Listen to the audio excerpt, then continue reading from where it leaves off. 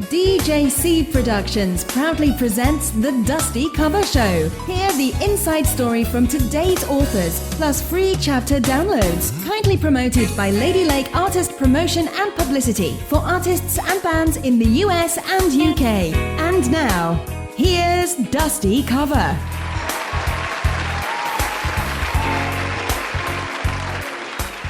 Welcome to the Dusty Cover Show, or as I'm renaming it this week, the Sharon Showcase Spectacular, as we have two of my very favourite Sharons in the world, who I'm both a huge fan of both of them. We have author Sharon Sant, and we're going to be chatting to her in a moment. And also we have two songs from the awesome, talented founder of Ladies Who Rock for a Cause, Sharon Leah, whose birthday it is today. Happy birthday! Happy birthday!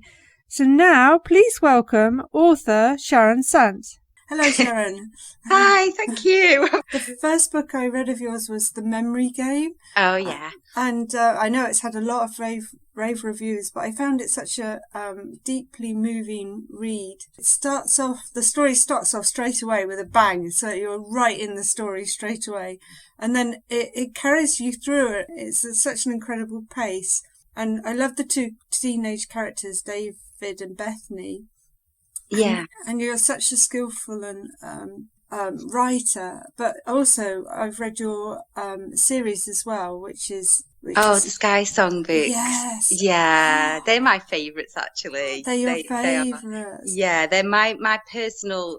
Out of everything that I've written, I think they're my favourites. I shouldn't have favourites, should I? They're like children. You're not supposed to have favourites. My daughter keeps telling me that. What's so brilliant about them is not only the cliffhangers that happen, but also you've invented a whole new other world, really, and it's just so captivating, wonderful characters, and it's sort of heart-wrenching at times as well.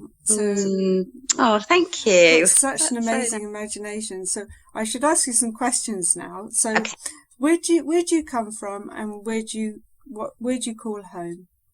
Oh, okay. Well, I was born in Dorset, so all my family are from Dorset. It's quite a long story, but my mum's family from Dorset, although you can tell from the accent that I don't have any of it left.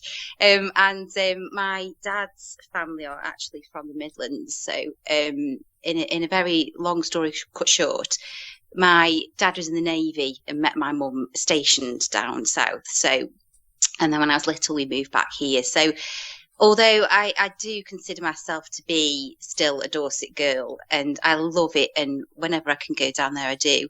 I suppose Staffordshire is home now, and it's where my family, my own family is. So half and half, north and south. Oh, that's lovely. You're such a brilliant writer. So what inspires you to write? It's really a big question, because people say that and you think, well, there's lots and lots of reasons why. But mostly I think because I love to hear stories. And so even when I was little, I'd watch a film or I'd read a book that I was absolutely in love with, and it would end and I'd be thinking, no, can't end there. And then the rest of the story, whatever happened after that, will be happening in my head. So I suppose it kind of came from wanting to not let go of those worlds. And then that graduated to wanting to make my own versions of that I felt were right. And then it went on from there to just basically wanting to create worlds that I could invite other people into. So I can remember saying when I'd written the first book, which was Runners, was the first one I ever finished, and saying to a friend, if I can just get like a handful of people to be transported into that world with me, I will have achieved my aim, my absolute ambition.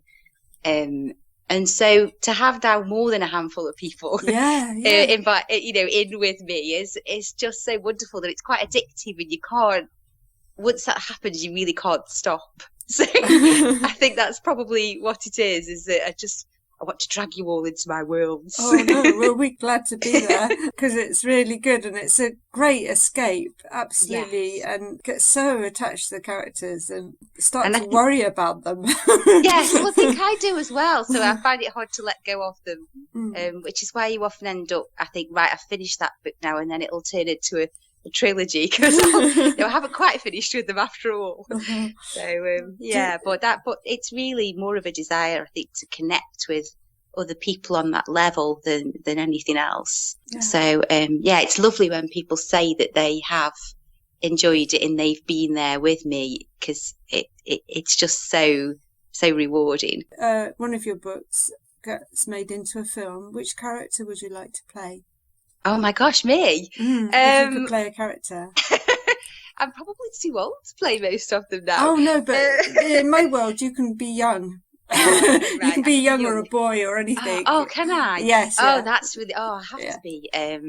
You see, now this is difficult because again, I'm going back to the Sky Song books. Yeah. I would probably be Jacob, who is the main character. But actually, I think that if I was to be typecast by somebody else, it would probably be Luca, because he's the cheeky, naughty one, which is probably more like me than any of the other characters. So, I probably one of the boys, which is awful, but no. Yeah.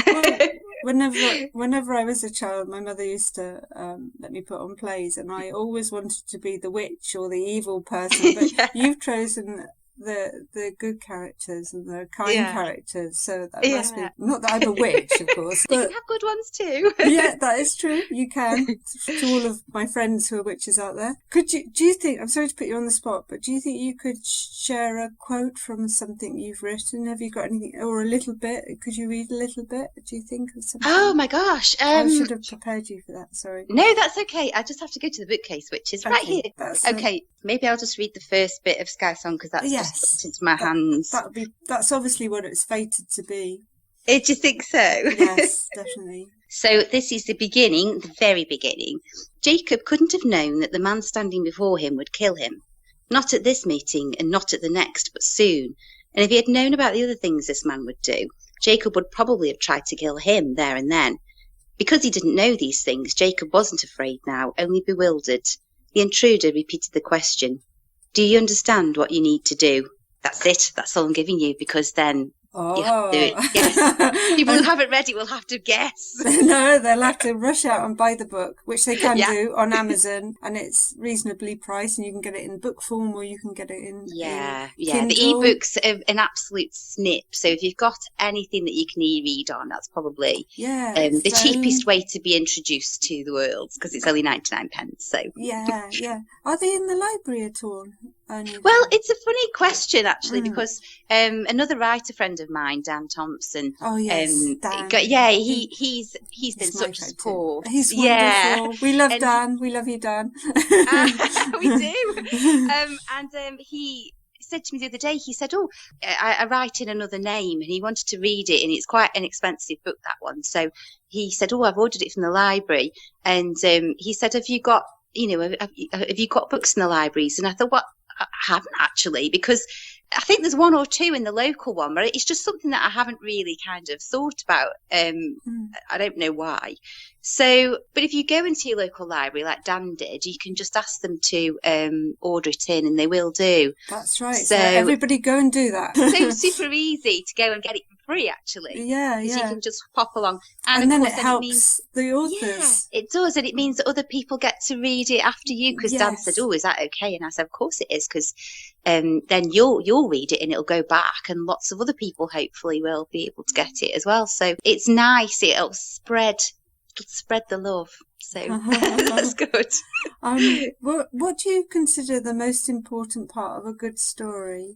I think for me, it's definitely characters. I mean, obviously there has to be a story, but I think mine are probably very character driven. So I think if the character is strong, is not strong in necessarily in a physical sense, but is that there's a lot to work with, then I think the character will carry the story for you and will almost make the decisions for you, which sounds a bit strange, but I don't know, because I know you write as well, Jane. Yeah. And I know that for me, if the character is solid enough, they will almost dictate their own actions, because you get to a point and you think, well, what will they can take over? Yeah, what will they do next? And then you'll get to this. You'll think you know what's going to happen, and you'll have it plotted out, and then you'll get to that point, and then you'll think, actually, my character probably wouldn't do that, or would do this instead. So it's almost like they then create this whole alternate universe around themselves. That's not the one that you intended. So I think for me anyway, I would say characters are my most important element. And what are you working on at the moment, and what are your future plans? Well, I have 2 books that are both with my agent at the moment. She's reading through them, so they're quite early days. But one is a Sharon Sant one called Storm Child, which is actually, a little, I think will be a new trilogy, and is set in a kind of alternate Victorian era. Sounds where yes, it is a bit, it wasn't meant to be. This was another one of those that went on and did its own thing. But it's set in an era where Victoria's actually been assassinated, and so it's cut short, basically, the era is. So that one is with my agency at the moment, and they're just reading it until we decide what we're doing with it. And then I have one in my other name. What's your other name? Tilly Tennant. Oh yes, of course. Of course. And she's a little bit more romantic comedy type of thing. So I have one with them also called Not Quite Bewitched, which is actually about a witch. Oh, there we go. But a nice, lovely, good witch. Cuddly witch. She's lovely, and she basically had this big disaster befalls her, and she moves to a small town in Hampshire and tries to make herself a new life. And of course, her past isn't my story. That's where I grew up. In this particular case, her past is not quite ready to let go of her. So of course, then all sorts of disasters follow her to Hampshire. So, and again, we're thinking that that'll be the summer. So other than that, I'm just tinkering around with new ones, but there's nothing really solid at the moment. So okay, so that leads me on to my next question. What keeps you motivating towards writing? Having an audience now actually is the biggest. I Definitely. think because I always wanted an audience, and now I've got an audience, I don't want to let them go. So I don't think there's any fear of that. No, well, I don't. But you know, I think that's that desire to keep on feeding people your stories and bits of your head. It's almost a bit kind of narcissistic, really. So it's very addictive. Yes, it's very addictive. Yeah. So you only need a few, comments, and that's enough to go, we need one person to kind of, message you and say, when's the next book? And then you're like, okay, I need to give that person a book. And then you sat down and it's almost for one person, but that's enough. So and I just love it. So yeah, and equally, if someone writes something bad, it's sort of gutting, isn't it? It is, and I've had my fair share of those, and I think the bigger your audience gets, but naturally, you will have some of those that kind of drip in, that they'll say, this was the most dreadful thing I've ever seen, and then I'll go to bed and kind of cry for an hour, and then I'll get up and think, well, I don't care. I do care, obviously, but you can't. The trouble is that my agent said to me, and she's really great for that kind of thing. She's such a rock. She said, you just have to accept that that's the natural way of things, and just try not to dwell. They're jealous. I suppose people just don't like everything, which is and you kind of have to not take it personally. I suppose that's the thing. Yeah, well, I think you're brilliant. Absolutely, totally. Thank you. And loads and loads and loads of other people think you're brilliant. So, thank you. So your books have given me another world some days when I really needed another world to escape into. So thank you very much from the bottom of my heart. Got time for one quick question. So what are you reading at the moment, or what have you just finished? Well, I'm just reading a book called The Chosen Queen by a lady called Joanna Courtney, who I met through a mutual writer friend. And it's quite different for me because it's a historical romance. I think it's like set around the Battle of Hastings. Ooh. But it is actually really good. And because I think it's something so different for me, I'm really enjoying it. So yeah, if it's worth getting your hands on, if you like history and you like a bit of intrigue and romance, then yeah, I would recommend it. Okay. But yeah, it's quite a departure from my usual reading. I'm afraid we've run out of time now. Thank you so Oh, much, no, Sharon, thank you. for Thank coming you. on my show and for all of your support in the past, because you've been one of my greatest supporters and I really appreciate that. So Oh, that's okay. Bye. Oh, no problem. Thank you. Bye-bye. Bye. Hi, this is Sharon Leah of the Sharon Leah Band, and you're listening to the Dusty Cover Radio Show.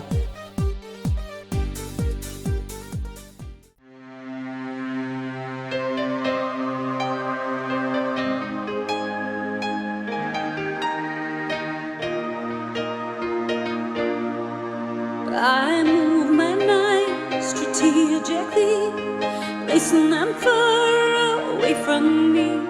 And the kings knew are calling my name, are telling me I'm gonna be the queen someday.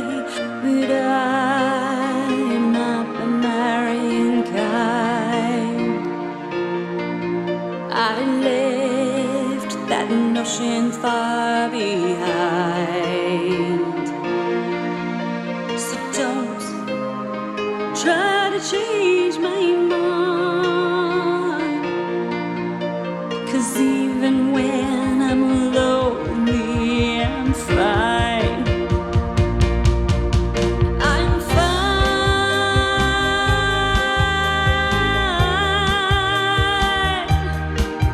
I'm fine.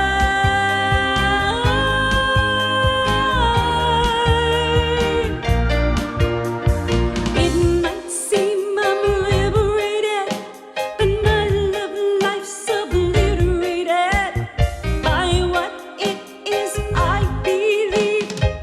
It's so lonely being a queen like me. A queen like me, a queen like me. A queen like me, a queen like me, a queen like me. A queen like me, a queen like me, a queen like me. When empty castles are all I need.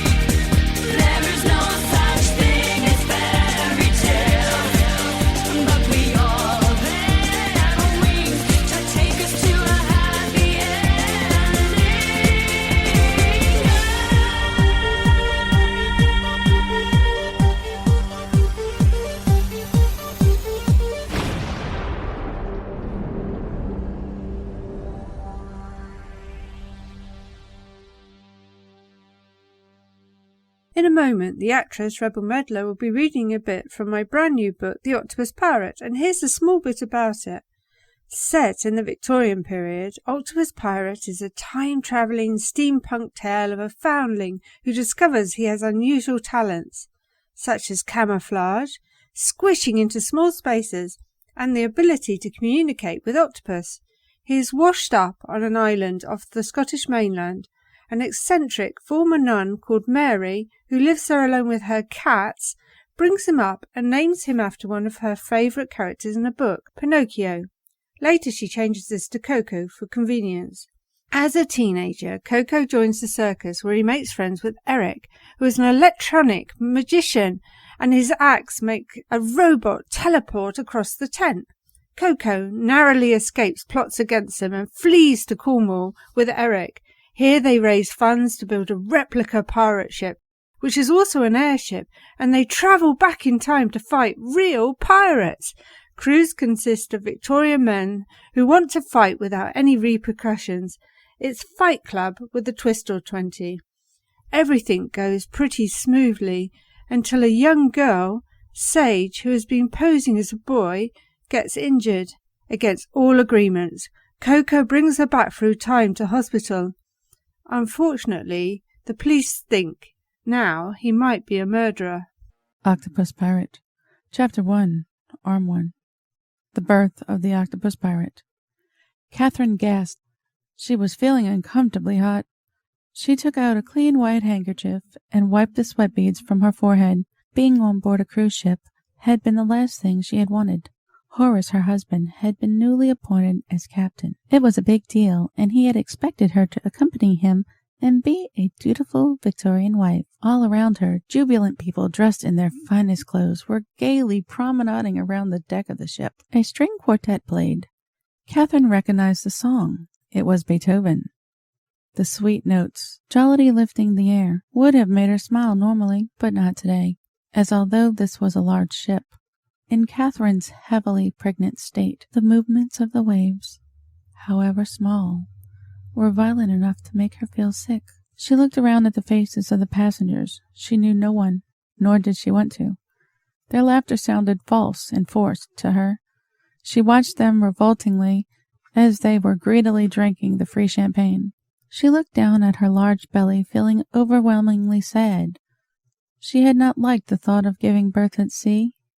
Although there was a good doctor and a mini hospital on board, this was not how she imagined motherhood to be. She thought of her home, a lovely red brick house, the open fireplaces, and the beautifully decorated nursery ready for this much-anticipated first child. Okay, she had known what being married to a seaman would be like, as seamen were in her blood. They ran dark and red through her family history. Horace had also come from a long line of seamen. However, his ancestors had not set sail on such a fancy ship as this. As far back, there were rumored to be pirates. The Empress was an impressive steamship. Catherine leant back on the top deck wall and admired a small gay bunting that fluttered in the wind. The smell from the buffet was rich and sweet, and Catherine felt salty bile build up in her mouth. She turned and walked away from everybody. She did not feel like being sociable. She did not want to be there, and the smell of that sticky food was making her feel more unwell. As Catherine reached the bow of the boat, she was pleased to find she was alone. She walked up to the edge of the railing and gulped deep breaths of the fresh, cold, salt air. Suddenly, she began to feel a little faint. She swung around to call out for help, but lost her balance and without notice plummeted deep into the icy waves below. The fear hit her at once. She would drown. She felt as if she was being pulled down deeper and deeper. The noise of the propeller was deafening. Catherine looked above her to the now far away surface. She could see the waves break above her. Her clothes were heavy. She did her best to climb out of them and desperately fought to get back up. I'm closing the cover on this dusty book show. Thank you all so much for tuning in and sharing. Thank you for the two Sharons who rock, and also for Douglas Coleman, my producer, who is just awesome. Please tune in next week as I have an amazing guest, Sean Douglas from the Codpass. Good night.